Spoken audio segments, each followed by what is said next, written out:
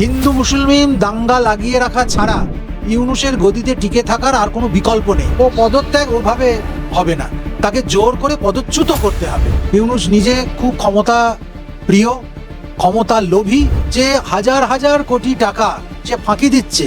সে BNP আসুক বা অন্য যারাই আসুক, তারা আসলে কিন্তু সবার আগে ওই গ্রামীণ ব্যাংকের সিস্টেমটা ক্র্যাশ করবে। বাংলা পশ্চিমবঙ্গ তো জঙ্গিদের মুক্তাঞ্চল, এখানে তো জঙ্গি পালন করা হয়। হ্যাঁ, খাইয়ে পরিয়ে বিভিন্ন জায়গায় ডেরা বেঁধে দুধেল গায়ে রক্ষা দিয়ে এখানে তো তাদের পালন পোষণ করা হয়। যতক্ষণ পর্যন্ত না এই ইউনূসের মতো এক আহাম্মককে ওখান থেকে সরানো যাচ্ছে, ততক্ষণ পর্যন্ত বাংলাদেশের পরিস্থিতি কোনোভাবে উন্নত হবে না।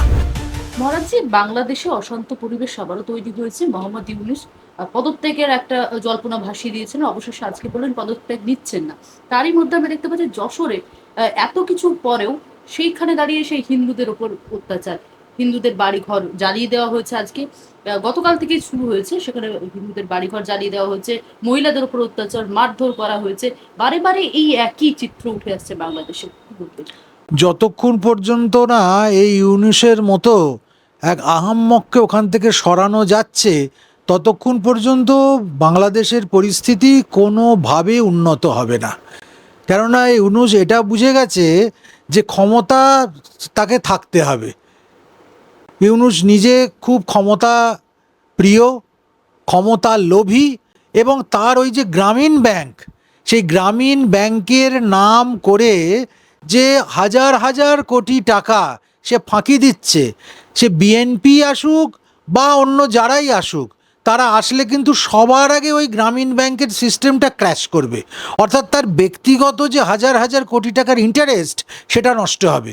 এই জন্য নানানভাবে বাংলাদেশের সাধারণ মানুষকে পাজল করে দিচ্ছে। হিন্দু মুসলিম দাঙ্গা লাগিয়ে রাখা ছাড়া ইউনূসের গদিতে টিকে থাকার আর কোনো বিকল্প নেই। এই জন্য প্রথম থেকে যেটা করছিল, আবারও সেই একই পথে যাচ্ছে। আর পদত্যাগের যে ব্যাপারটা, ও পদত্যাগ ওভাবে হবে না, তাকে জোর করে পদচ্যুত করতে হবে। এবং পদচ্যুত যদি করতে পারা যায়, তাহলেই কেবলমাত্র বাংলাদেশের উন্নতির একটা উপায় আছে, একটা সম্ভাবনা আছে। নচেৎ বাংলাদেশ দ্বিতীয় পাকিস্তান হয়ে যাবে। ইউনূসের জন্য রাস্তায় মার্চ বেরোচ্ছে, যাতে পদত্যাগ না করে, বা সে যদি থাকে তার জন্য আবার তার যে সাপোর্টাররা বা তার দলের লোকজন তারা রাস্তায় বেরোচ্ছেন। এগুলো সমস্ত সাজানো খেলা চলছে। ইউনূস যাদেরকে সুযোগ সুবিধা একটু পাইয়ে দিচ্ছে, যাদের একটু টাকা কড়ি দিয়ে পুষছে, তারা তাদের হয়ে সেখানে ক্যামোফ্লেজিংয়ের খেলা চলছে। এটা এর সঙ্গে বিশ্ব রাজনীতি জড়িয়ে রয়েছে। বিশেষ করে বড় বড় দেশ যারা বাংলাদেশকে কাছে রেখে বাংলাদেশকে গুটি করে এগিয়ে যেতে চাইছে, বিভিন্ন প্রশাসনিক ক্ষেত্রে, পারমাণবিক অস্ত্র বিক্রির ক্ষেত্রে, অস্ত্রের বাজারটা যারা চাঙ্গা রাখতে চাইছে, এসব তাদের খেলা। কারণ ইউনূসের মতো একজন ক্ষমতালোভী, একজন মানে আপাদমস্তক ভণ্ড লোক, সে যেভাবে বাংলাদেশের সর্বনাশ করে দিয়ে যাচ্ছে, যে এর আর কোনো বিকল্প নেই। যখনই আমরা দেখছি এর আগে হাসিনা সরকার, এখন বর্তমানে অন্তর্বর্তী সরকার, কিন্তু তারপরেও সে একই চিত্র বারবার ঘুরে আসছে, হিন্দু নিধন। হিন্দু নিধনটাই কি মূল মোটো হয়ে গেছে? সেখানকার সংখ্যালঘুদেরকে অত্যাচার করাটাই মূল মোটো হয়ে গেছে কি? সংখ্যালঘুদের শুধু নয়, এখন টার্গেট শুধু হিন্দুরা। সংখ্যালঘুদের মধ্যে অন্যান্য ধর্মাবলম্বীরাও আছে, সেখানে খ্রিস্টানও আছে, বৌদ্ধ আছে। কিন্তু খ্রিস্টানদের ঘরবাড়ি জ্বালিয়ে দিচ্ছে, বৌদ্ধদের জ্বালিয়ে দিচ্ছে, এটা যত না শোনা যাচ্ছে, মূল টার্গেট হচ্ছে হিন্দু। বাংলাদেশকে হিন্দু শূন্য করতে হবে, বাংলাদেশকে ইসলামিক রাষ্ট্র ঘোষণা করতে হবে। আর ঘোষণা করতে গেলে প্রধান বাধা হচ্ছে সংখ্যালঘু হিন্দুরা। অতএব সংখ্যালঘু হিন্দুদেরকে পেটাও, তাদেরকে জ্বালাও, তাদেরকে দর্শন করো, তাদেরকে নানানভাবে ক্ষতিগ্রস্ত করো, এবং বিভিন্নভাবে তাদের রুটি রুজি, মান সম্মান, ইজ্জত সমস্ত কিছুকে ধ্বংস করো। এখন বাংলাদেশ এই নীতির পথে চলেছে।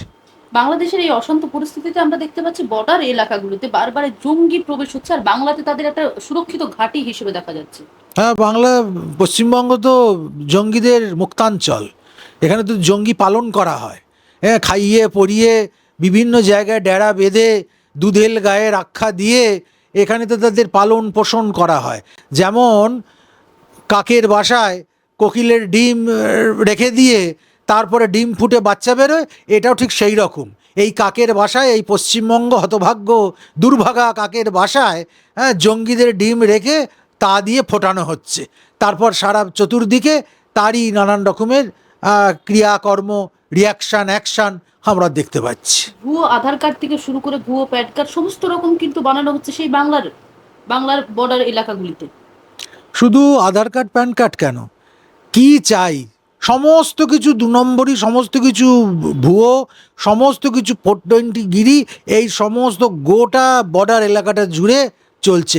কোটি কোটি টাকার বিজনেস হচ্ছে, সে গরু পাচারি হোক, সে অন্যান্য ক্রিয়াকাণ্ডই হোক, সে অস্ত্র পাচারি হোক, সেখানে চাল, ছাগল, মানুষ কি না যাচ্ছে।